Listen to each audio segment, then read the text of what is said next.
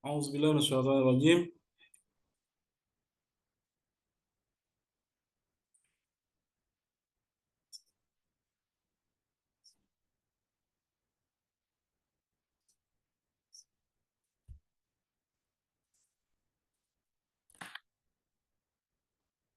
A'udzubillahi minasyaitonir rajim. Bismillahirrahmanirrahim.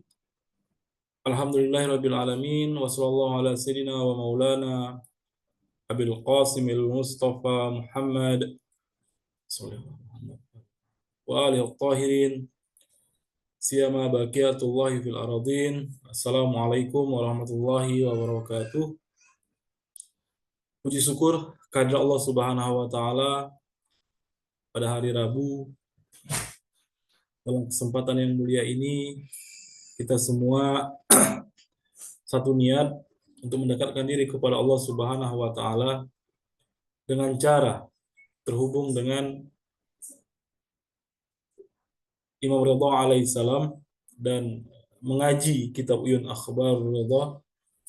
Kita pada hari Rabu ini sebagaimana biasanya kita berziarah pada Imam Ridha alaihissalam, berziarah dalam artian sebuah pertemuan tetapi tidak di haram Imam Ridha alaihissalam, tapi sebuah pertemuan imam, kita bertemu dengan imam, kita berziarah dengan imam, kita berdialog dengan imam tetapi dari rumah kita masing-masing, dari di mana kita semua berada.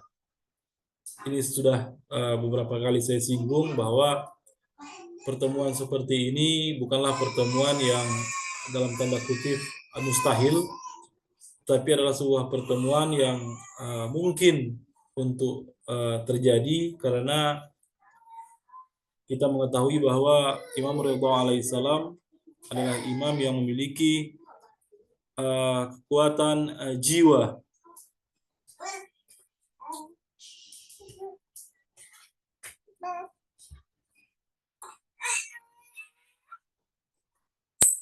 Mohon maaf, belum direkord ya? Oh, sudah.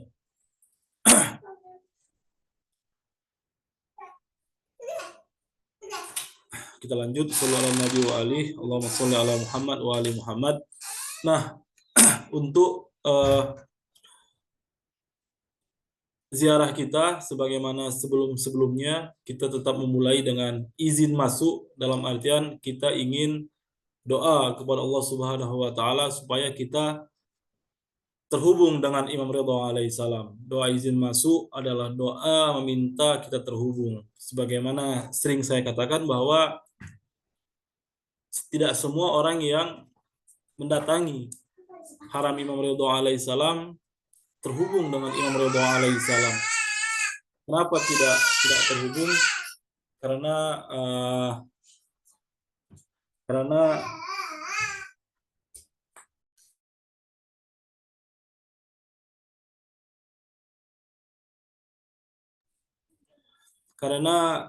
mohon maaf, karena terhubung dengan Imam Ridha alaihissalam bukan hanya sebatas terhubung fisik, tetapi yang paling penting adalah terhubung jiwa, antara jiwa kita dengan jiwa Imam Ridha alaihissalam. Oleh sebab itu adab, etika, moral yang harus kita perhatikan ketika kita berziarah kepada para maksumin alaihissalam dalam jarak jauh ataupun dalam jarak dekat sekalipun, yaitu ketika kita insya Allah diberikan kesempatan untuk hadir di haram-haram Imam Maksum alaihissalam dimanapun berada, secara etik kita meminta untuk diizinkan masuk. Dalam artian apa? Diizinkan terjadi terhubung antara kita dengan orang yang ingin kita ziarahi. Begitu pula dengan ziarah kita juga meminta dengan kita meminta kepada Allah sebagaimana doa yang terpampang di depan haram Imam Ridha alaihissalam. Mungkin ada pertanyaan lagi, bagaimana ketika kita ziarah Asyura, ziarah yang lain-lain? Ya, mintalah walaupun tidak tidak sesuai dengan doa izin masuknya, tetapi alangkah lebih baiknya ketika kita ingin memulai ziarah kita dengan para maksum alaihissalam, termasuk ziarah-ziarah Asyura, kita minta kepada Allah Subhanahu wa taala supaya kita bisa terhubung dengan imam yang ingin kita ziarahi. Ketika kita ingin ziarah Asyura, kita minta, kita niatkan, kita minta dalam hati kita supaya Allah Subhanahu wa taala menghubungkan kita, sehingga ketika kita berziarah kepada mereka, kita sudah dalam kondisi diizinkan untuk terhubung dengan mereka, sehingga apa? Sehingga salam kita akan pasti untuk terjawab. Mungkin kita bisa membantah bahwa Ustadz, ketika kita mengatakan salam saja itu sudah terhubung, karena setiap salam yang kita sampaikan kepada mereka maksumin alaihissalam itu adalah sebuah keterhubungan antara kita dengan mereka. Iya, benar. Dengan salam saja itu bisa terhubung walaupun tanpa doa. Tapi saya katakan bahwa doa itu sendiri adalah bagian dari etika, bagian dari moral. Dalam artian apa? Ketika kita ingin terhubung dengan seseorang, mintalah izin kepada orang tersebut, supaya apa? Supaya salam yang kita sampaikan ini kita memiliki keyakinan, kepastian, atau dalam artian ketika salam kita dijawab dengan lebih baik ketika kita tanpa apa namanya membaca doa sebelumnya. Itu sama juga dengan hal lain seperti selawat. Apakah selawat ketika kita lakukan tanpa dengan Ahlul Bait salamullah alaih, atau kita dibilang selawat buntung atau selawat yang abtar, yang batrok, itu ketika kita katakan hanya Allahumma sholli ala Muhammad atau Allahumma sholli ala Sayyidina Muhammad tanpa Ali Muhammad, apakah selawat itu tidak memiliki arti? Saya katakan bahwa selawat itu pasti memiliki arti. Selawat itu pasti akan memiliki makna walaupun hanya disampaikan kepada Rasulullah SAW saja. Akan tetapi nilai yang bisa didapat ketika kita memaksimalkan selawat kita, istilahnya, apalah salahnya kalau kau hanya menyebutkan 2 kata saja, yaitu wa ali Muhammad atau wa ali dan keluarganya. Nah, apalah salahnya? Apalah susahnya, kira-kira begitu. Tetapi terkadang kita tidak melakukan itu, tapi saya yakin semua para pecinta Ahlul Bait sallallahu alaihi ketika berselawat adalah selawat yang sempurna. Nah, selawat yang sempurna ketika dibandingkan dengan selawat yang batrok, yang tidak sempurna, maka seolah-olah selawat batrok itu, selawat yang terputus itu, selawat buntung itu adalah tidak memiliki arti, seolah-olah tidak memiliki arti apa-apa pahala yang dibandingkan kepada orang yang membaca selawat dengan secara utuh. Begitu pula dengan amal-amal lain, kita berupaya untuk amal-amalan kita itu bisa ketika kita lakukan pun dengan cara pendek tetapi secara baik, sesuai dengan etik, sesuai dengan moral, sesuai dengan akhlak, bahasa agamanya sesuai dengan akhlak, sehingga apa? Sehingga nilai yang kita dapat dari keterhubungan itu akan jauh baik daripada ketika kita tidak melakukannya sesuai dengan etik, sesuai dengan akhlak. Baik Bapak Ibu sekalian, kita lanjutkan saja ziarah kita dengan membaca izin masuk. A'udzubillahi minasyaitonirrajim. Bismillahirrahmanirrahim. Allahumma inni waqaftu ala babin min abwabi buyuti nabi salawatuka alaihi wa alihi wa qad mana'atan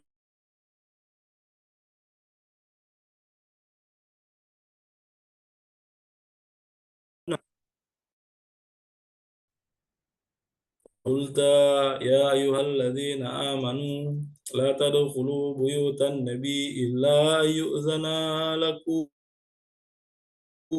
اللهم إني أعتقد حرمة صاحب هذا المشهد الشريف في غيبته كما أعتقدها في حضرتي. واعلموا أن رسولك وخلفاءك عليهم السلام أحياء عندك يرزقون يرون مقامي ويسمعون كلامي ويردون سلامي، وأنك هاجبت عن سمعي كلامهم وفتحت باب فهمي إلى ذي مناجاته. وإني أستأذنك يا ربي أولا، وأستأذن رسولك صلى الله عليه وآله ثانيا، وأستأذن خليفتك الإمام المفروض علي طاعته والملائكة الموكلين بهذه البقعة المباركة الثالثة. أدخل يا رسول الله، أدخل يا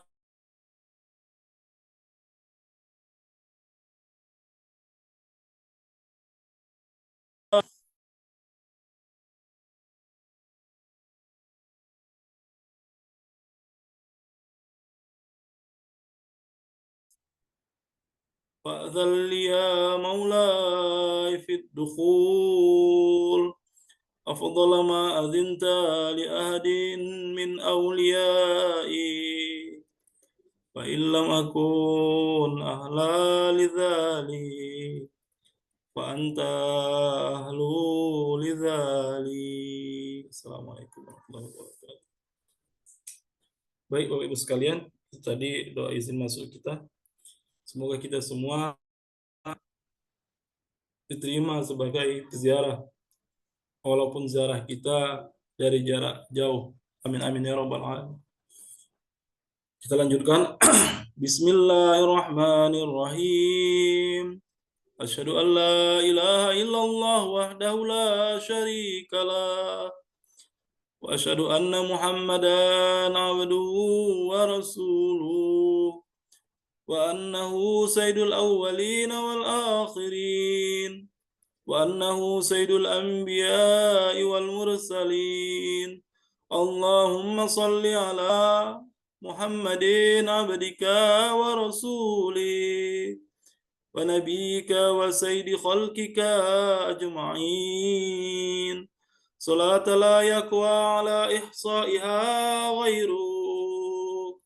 Allahumma salli ala amiril mu'minin Ali ibn Abi Talib abdika wa akhi rasulik alladhi intajabtahu bi'ilmi waj'altahu hadiyan lima syi'ta min khalqik والدليل على من بعثته برسالته وديان الدين بعدلك وفصل قضائك بين خلقك والمهيمن على ذلك كله. والسلام عليه ورحمة الله وبركاته.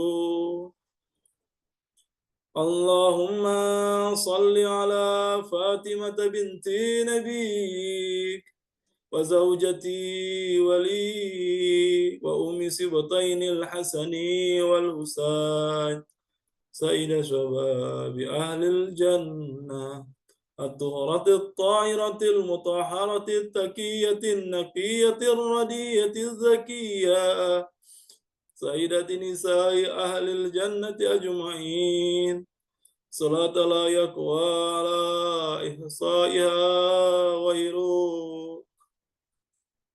اللهم صل على الحسن والحسين سبطا نبيك وسيد شباب أهل الجنة القائمين في خلقك والدليلين على من بعثت برسالتك وديان الدين بعدلك وفصل قضائك بين خلقك. اللهم صل على علي بن الحسين عبدك القائم في خلقك والدليل على من بعثت برسالتك ودين الدين بعدلك وفصل قضائك بين خلقك سيد العابدين. اللهم صل على علي بن محمد اللهم صل على محمد بن علي عبدك وخليفاتك في أرضك واخر علم النبيين. اللهم صل على جعفر بن محمد الصادق عبدك وولي دينك وحجتك على خلقك أجمعين الصادق البار. اللهم صل على موسى بن جعفر عبدك الصالح ولسانك في خلقك الناطق بحكمك والحجة على بريتك. اللهم صل على علي بن موسى الرضا المرتضى عبدك وولي دينك القائم بعدلك والداعي إلى دينك ودين آبائه الصادقين صلاة لا يقوى على إحصائها غيره.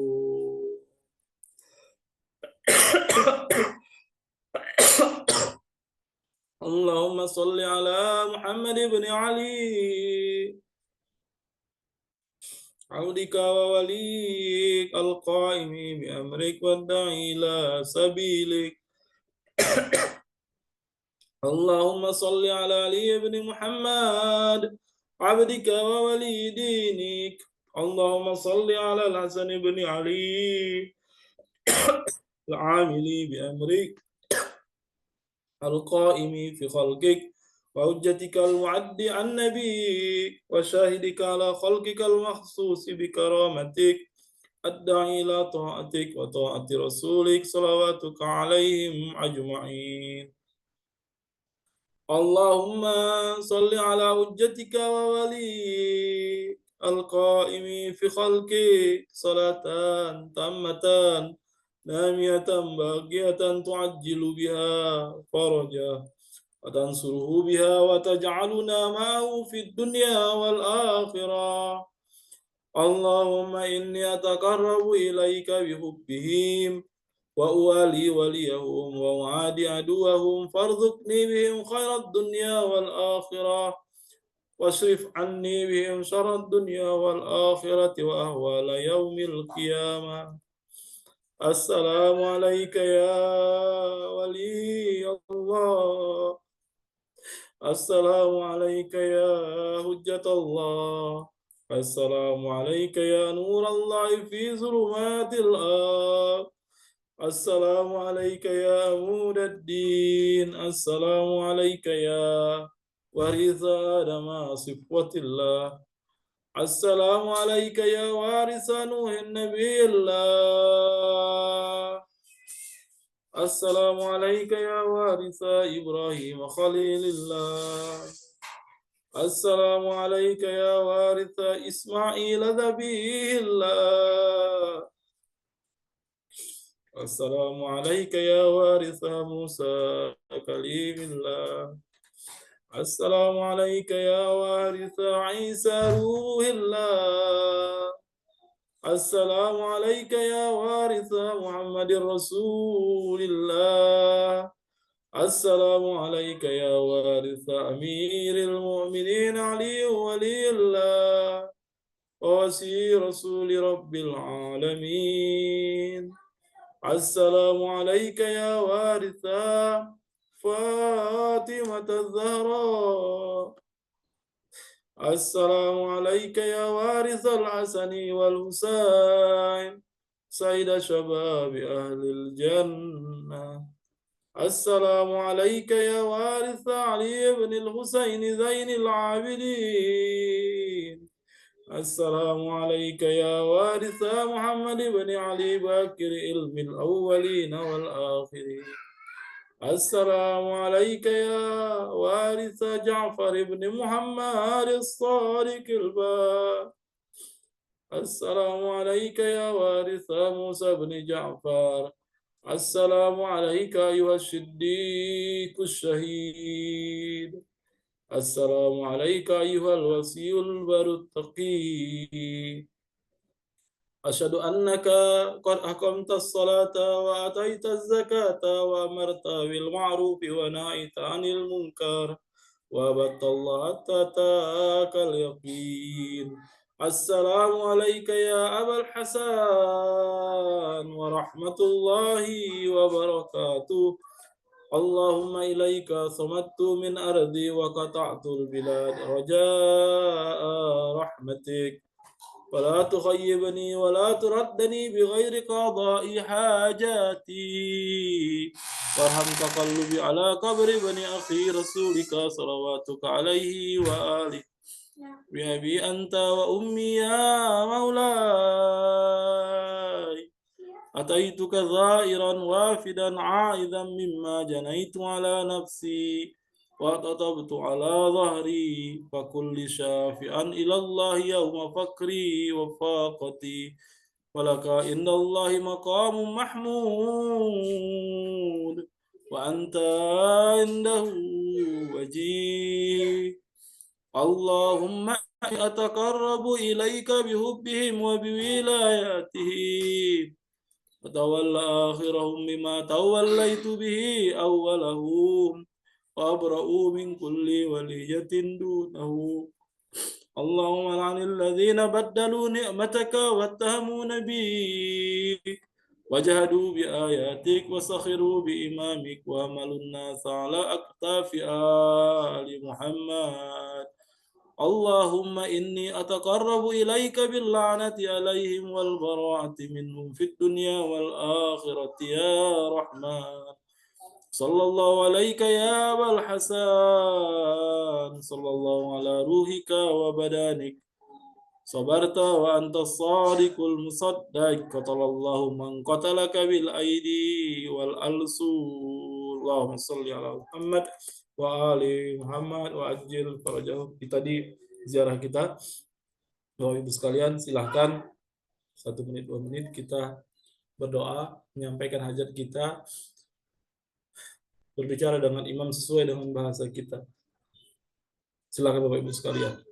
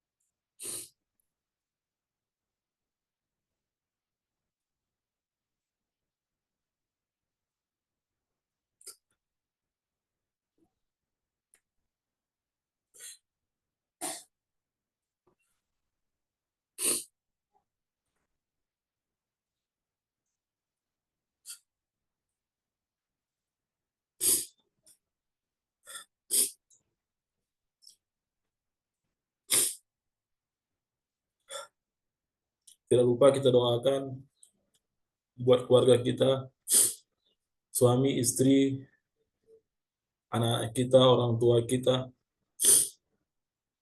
yang mereka masih hidup ataupun telah tiada. Semoga Allah Subhanahu wa taala selalu melindungi mereka, selalu melapangkan, meluaskan rezeki mereka, rezeki dunia dan akhirat mereka, saudara-saudara kita, tetangga-tetangga kita, para pecinta Ahlul Bait dimanapun mereka berada, para pejuang. Semoga Allah Subhanahu wa taala menangkan mereka, dan bagi yang telah syahid, semoga Allah Subhanahu wa taala mengangkat derajat mereka, terkhusus buat Ayatullah Sayyid Ali Khamenei. Doa kita semua, semoga Allah Subhanahu wa taala menyelamatkannya, memanjangkan usianya, memberikan dia kesehatan,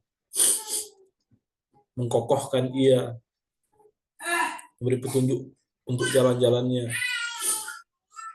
Dan terakhir, doa yang selalu kita ucapkan itu doa kezuhuran, doa keselamatan Sohibul Amr wal Zaman. Sama-sama kita panjatkan.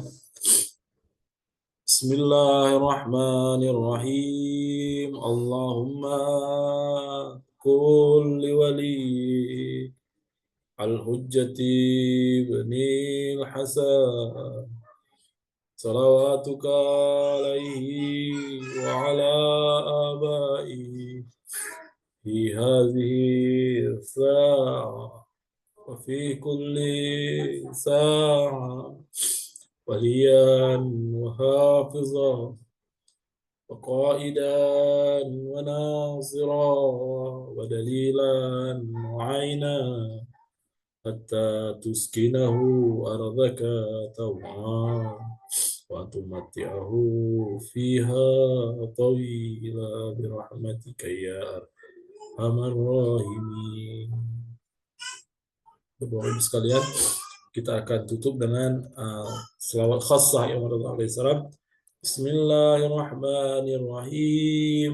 Allahumma salli ala Ali ibn Musa ar-Ridha al-Murtada al-Imam at-Taqi an-Naki wa hujjatika ala man fawqa al-ardi wa man tahta al-thara الصديق الشهيد صلاة كثيرة تامة ذاكية متواصلة متواترة مترادفة وأفضل ما صليت على أحد من أوليائي اللهم صل على محمد وآل محمد عجل فرجهم. Itu tadi ziarah kita Bapak Ibu sekalian. Semoga Allah Subhanahu wa taala menerima ziarah kita semua menjadi ziarah yang diterima, mendapatkan kebaikan dunia dan akhirat insya Allah. Karena ziarah kita ini adalah ziarah yang tidak hanya sebatas berkahnya di dunia ini saja, tapi insya Allah berkahnya juga meliputi akhirat insya Allah.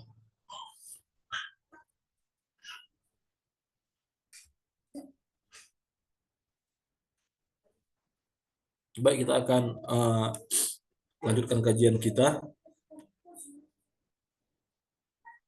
Saya persiapkan dulu itunya.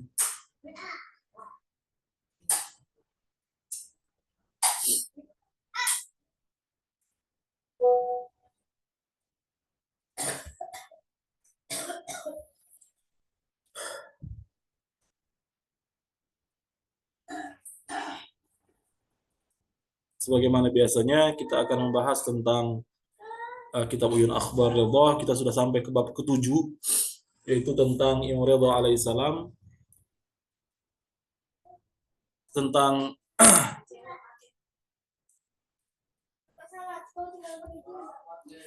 ya sebentar Bang, kita akan bahas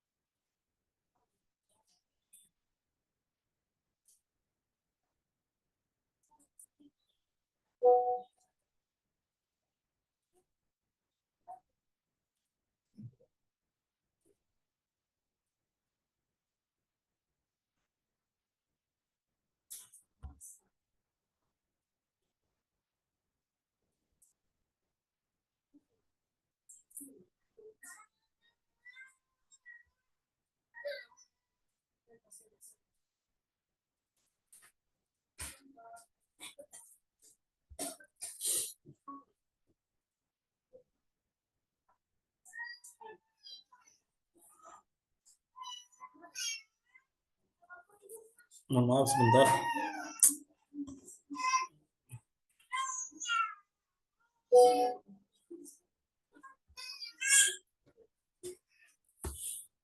Baik. Ini hadis uh, yang baru. Kita kemarin hadis nomor 5 sudah kita bahas. Sekarang hadis nomor 6. Haddatsana Abi radhiyallahu anhu qala Haddatsana Ali bin Ibrahim bin Hashim an Abih an Utsman bin Isa an ashabih qala, telah menceritakan kepada kami ayahku, yaitu ayah Syekh Saduq, ia berkata telah menceritakan kepada kami Ali bin Ibrahim bin Hashim dari ayahnya, dari Utsman bin Isa dari para sahabatnya, ia berkata. Jadi ini silsilah hadisnya. Qala Abu Yusufa lil Mahdi wa indahu Musa bin Ja'far. Abu Yusuf berkata kepada Mahdi. Mahdi pada saat Mahdi di sini adalah seorang khalifah sebelum Harun ar-Rasyid. Mahdi ini juga sama-sama anaknya Mansur. Anaknya Mansur. Mahdi ini beberapa tahun sempat menjadi khalifah Abbasiyah.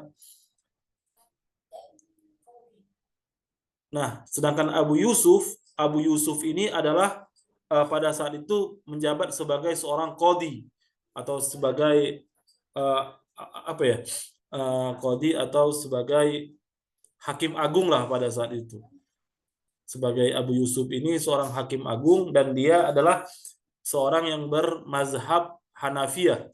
Jadi salah satu muridnya Imam Hanafi, sebagai salah satu mazhab fikih yang 4 dari saudara kita Ahlus Sunnah wal Jamaah. Jadi Abbasiyah pada saat itu memakai seseorang dari ulama dari murid-murid Imam Hanafi. Karena memang tidak mungkin mereka ambil dari murid-muridnya Imam Ja'far As-Shadiq alaihissalam. Karena pengikut dari Imam Ja'far As-Shadiq alaihissalam pastilah orang-orang Syiah yang bertentangan secara politik dengan gerakan mereka. Ta'zanuli an as'aluhu an masaila laisa indahu fiha syai'. Nah, Abu Yusuf ini berkata kepada Mahdi, mencoba untuk menantang Imam Musa Kazim alaihissalam, dan Imam Musa Kazim alaihissalam berada di majelis itu. Nah, saya sudah cek ini hadis di mana kejadiannya, apa kejadian di Baghdad atau di Madinah atau di Mekah. Tapi ini tidak dinyatakan hadis ini peristiwanya terjadinya di mana tempatnya. Tapi ini sebelum Imam Musa Kazim alaihissalam ditangkap oleh Harun ar-Rasyid. Nah, Abu Yusuf mencoba untuk menantang Imam Musa Kazim alaihissalam. Faqala lahu na'am. Si apa namanya, si Mahdi tadi, Khalifah Al-Mahdi itu mengizinkan, maka Al-Mahdi berkata, ya silakan. Faqala li Musa bin Ja'far, as'aluk. Kemudian ia berkata kepada Imam Ja'far alaihissalam, aku akan bertanya kepadamu. Qala na'am. Itu imam menjawab, ya silakan. Imam juga menerima tantangan tersebut. Qala ma taqulu fit tadlili lil muhrim. Jadi ini persoalan haji, itu persoalan ihram.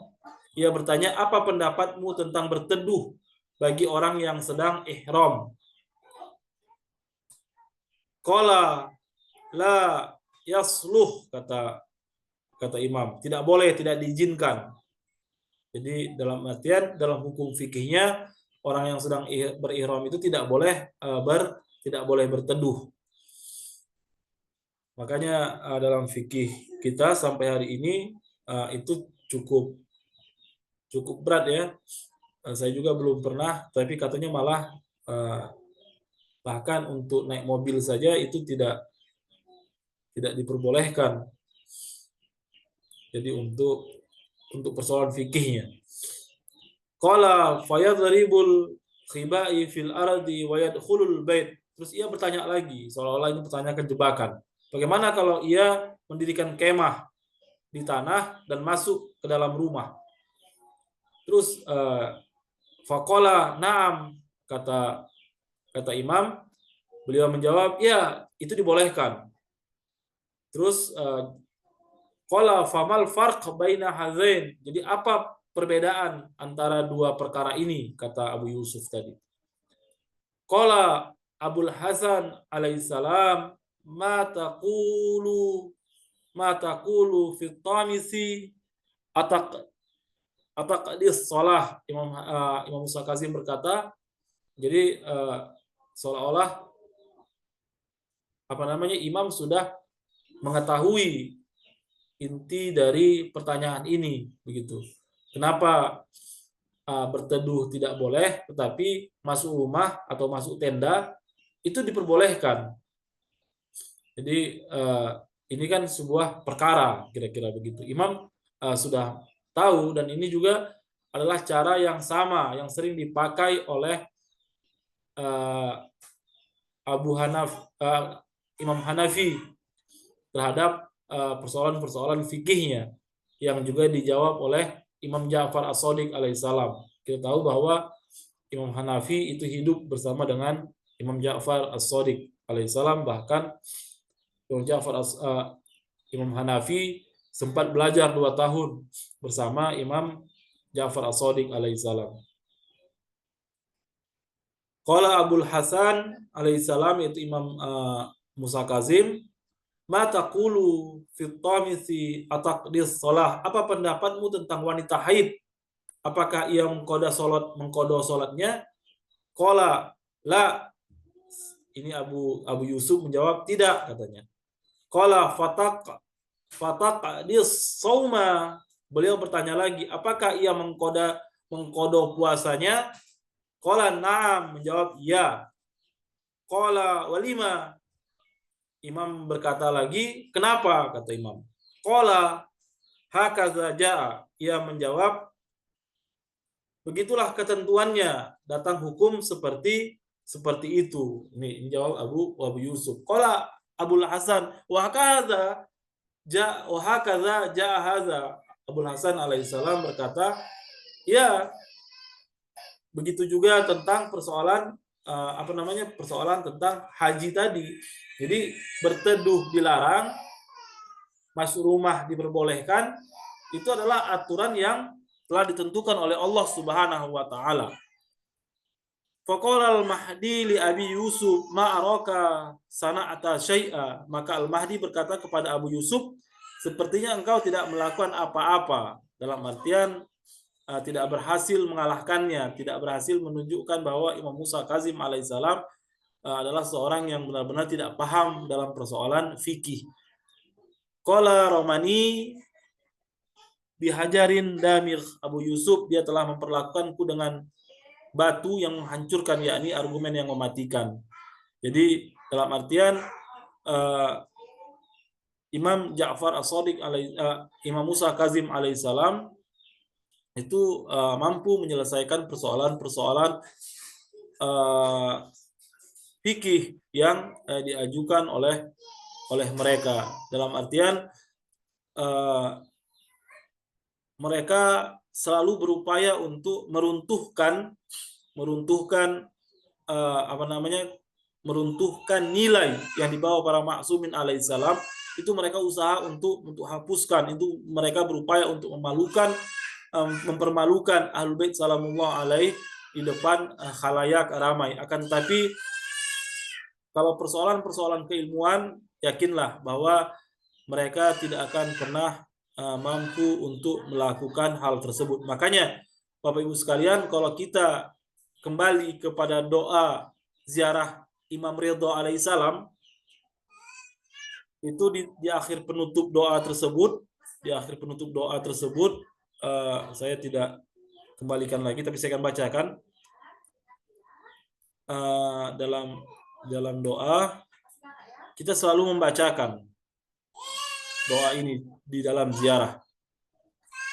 Qatallallahu man qatalaka bil aidi wal alsun. Semoga Allah Subhanahu wa taala membinasakan orang-orang yang membunuhmu, baik dengan tangan maupun dengan lisan mereka. Jadi apa? Dengan tangan itu maksudnya adalah membunuh Imam Ridha alaihissalam secara materi, fisiknya, keberadaannya dibunuh. Jadi orang yang membunuh Imam Ridha alaihissalam adalah bukan hanya sebatas Imam Ridha alaihissalam, tapi yang membunuh seluruh para imam alaihissalam. Kita doakan supaya mereka juga dibinasakan oleh Allah Subhanahu wa taala.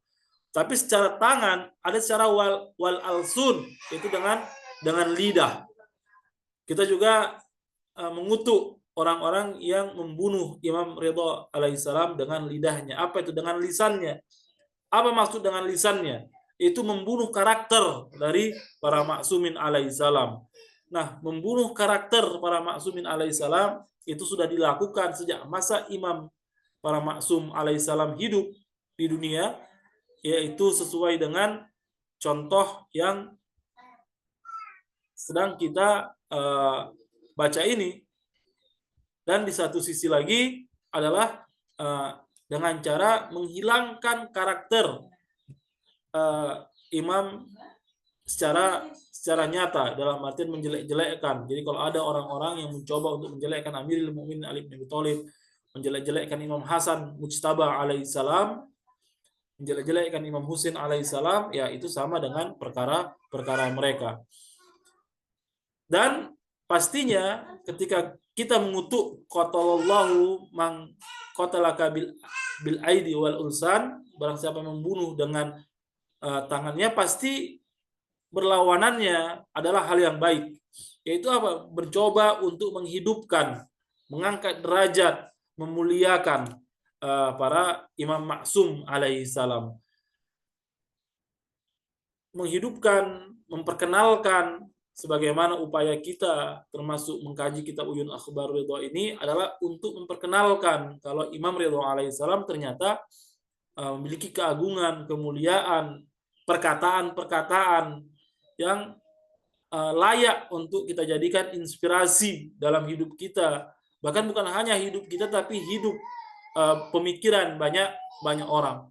Kita nanti juga akan membahas tentang Imam Ridha alaihissalam, bagaimana konsep imamah. Jadi nanti kita akan minta dalam kitab Uyun Akhbar Ridha ini ada pernyataan-pernyataan imam bagaimana tentang imamah, tentang ketuhanan, tentang persoalan-persoalan yang insya Allah kita akan bahas satu demi satu, hadis demi hadis, kalimat demi kalimat. Insya Allah kita akan baca.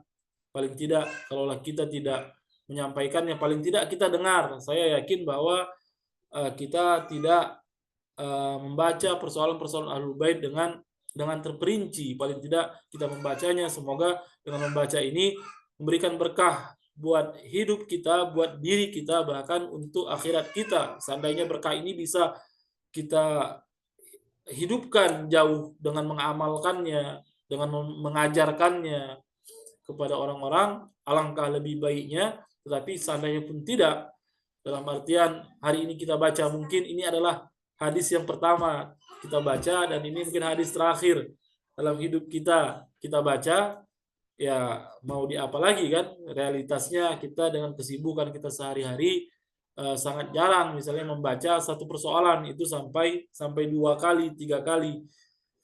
Quran saja bisa berkali-kali alhamdulillah, tapi terkadang malah Quran juga jarang kita baca kan begitu, apalagi hanya sebatas hadis para maksum alaihissalam. Jadi semoga kita mendapatkan berkah menghidupkan hadis-hadis ahlul bait salamullahu alaihim ajma'in insyaallah, entah itu dari Imam Ridha alaihissalam dan itu imam-imam lainnya. Baik Bapak Ibu sekalian, untuk hari ini dulu hadis yang kita baca, nanti kita akan lanjutkan pada hadis berikutnya.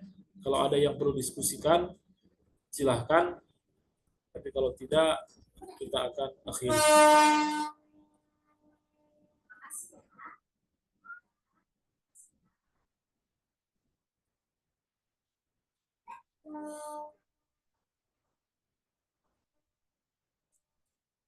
Baiklah, terima kasih Bapak Ibu sekalian.